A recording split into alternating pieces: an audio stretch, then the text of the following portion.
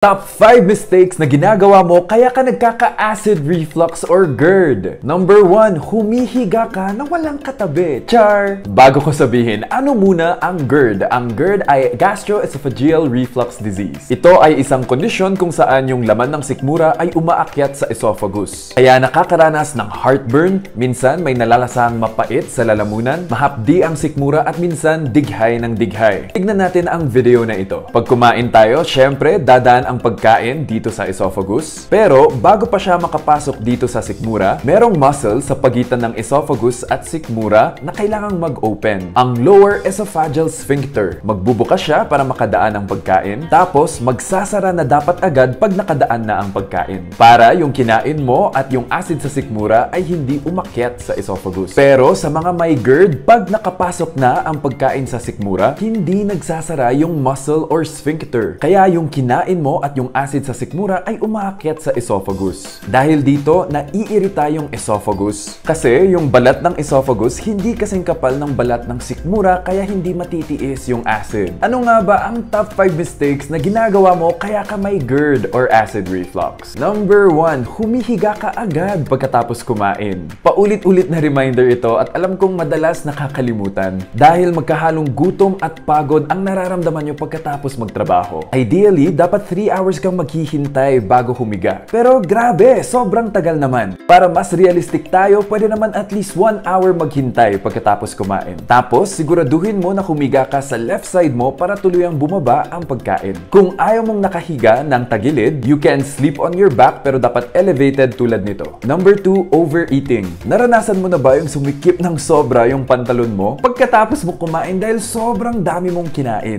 Mali yun ha, you're overeating. Normal, nalalaki naman ng konti talaga yung tiyan natin pag kumain, pero not to the point naman na kailangan mo tanggalin yung botones ng pantalon mo. To prevent overeating, eat slower and be self-aware. Mararamdaman mo naman pag enough na yung kinain eh. It's all about developing a good relationship with food kasi after you eat, you should feel comfortable. Hindi yung parang nasusuka ka sa sobrang dami mong kinain. Number 3, skipping breakfast. Ang sikmura natin kahit walang pagkain yan, tuloy-tuloy ang pag-produce ng acid. Kaya humahapde yung sikmura ng may GERD pag hindi nag-almusal kasi walang nag-neutralize ng acid eh. Walang laman sikmura mo. Kaya you need to eat just a light meal. Actually, pag may GERD ka, bawal ka mag-heavy meal talaga. Sa lahat ng meals mo para sa buong araw, dapat light meal lang talaga. Pero syempre, dahil light meal ka lang, hindi pwede yung 3 times a day lang. Dapat 4 to 5 times a day ang kain. Number 4, hindi mo pinapansin ang triggers mo. Hindi lahat ng may GERD ay magkakapareho ng trigger. May iba na natitrigger ng kape, yung iba hindi naman. Yung iba natitrigger ng kamatis, at yung iba hindi naman. Kaya importante na pag alam mong may inumin o pagkain na nagpapalala ng GERD mo,